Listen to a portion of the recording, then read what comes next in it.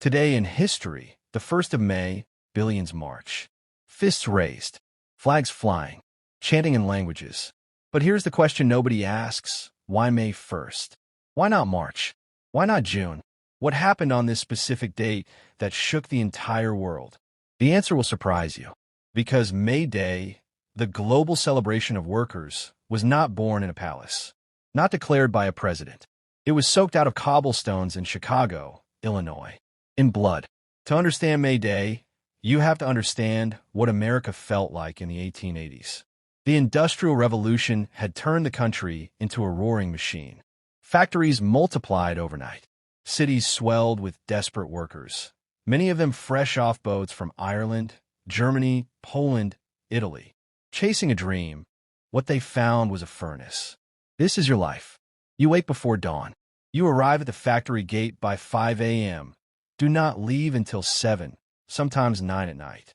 16 hours, 18 hours, on your feet, in the heat, in the noise, for wages that barely cover rent. No brags garantido. No sick days. No holidays. Your children work beside you because your wages alone are not enough. Complain, and you are replaced before the shift ends. In 1817, a Welsh social reformer named Robert Owen had already coined the phrase, 8 hours labor, 8 hours recreation, 8 hours rest. A beautiful idea. Elegant, even, but for 60 years, it remained just that, an idea. By the 1880s, American workers decided they were done waiting. In October 1884, the Federation of Organized Trades and Labor Unions passed a resolution that sent shockwaves through every factory floor in America. They declared that from May 1st, 1886, 8 hours shall constitute a legal day's labor. No negociación, no compromise, a deadline. If employers refused, workers across the would walk off the job simultaneously. Word spread fast. Pamphlets, newspapers, workers whispering on factories and in boarding house kitchens. May 1st, 1886 became a symbol of hope as unions organized and workers showed solidarity, while employers panicked and labeled the organizers as dangerous anarchists, but the workers simply called themselves human beings.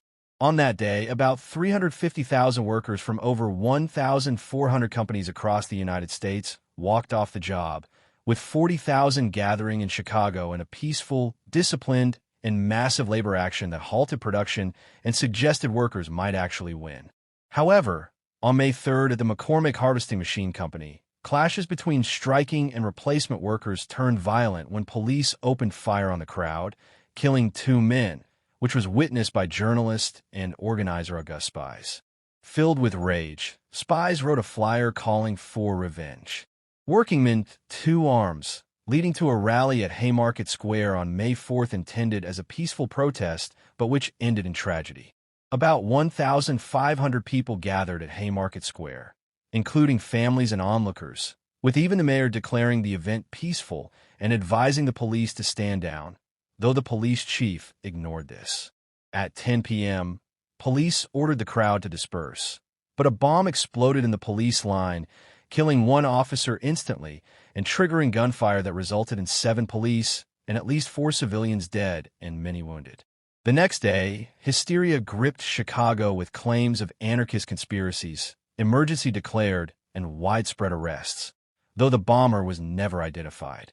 8 labor organizers and immigrants were tried for the bombing despite no proof any of them threw the bomb, with one, Albert Parsons, voluntarily surrendering to support his comrades. The trial was biased, focusing on the men's ideas rather than evidence, with a jury and judge openly prejudiced, making the trial a mockery of justice. In August 1886, 7 men were sentenced to death and 1 to 15 years in prison, sparking global petitions for clemency. 2 had sentences commuted, but 4 were to be executed. The night before execution, Louis Ling died from an explosion in his cell under mysterious circumstances, expressing defiance in his last words. On November 11th, 1887, 4 men were executed, with August Spies delivering a final statement about the enduring power of their silenced voices before the trapdoor opened. The executions ignited international outrage. inspiring the 1889 International Socialist Congress to establish May 1st as a day of workers' solidarity in honor of the Chicago martyrs. In 1893, Illinois Governor John Peter Altgeld reviewed the trial and pardoned the surviving prisoners, condemning the trial's injustice and acknowledging the wrongful execution of innocent men. Today, May 1st is a public holiday in over 160 countries, though the U.S. celebrates Labor Day in September, partly to obscure the Haymarket story. Yet the legacy of the workers' sacrifice lives on in labor rights like the 8-hour workday, weekends, and overtime pay. August Spies was right. Their silence became more powerful than any voice because just ideas cannot be silenced forever. The workers of Chicago planted a seed in 1886 that blossomed into the rights and protections enjoyed today. Remember this story as a reminder that speaking up matters and history's lessons should never be forgotten. That is the true origin of May Day, a story worth sharing to keep its memory alive.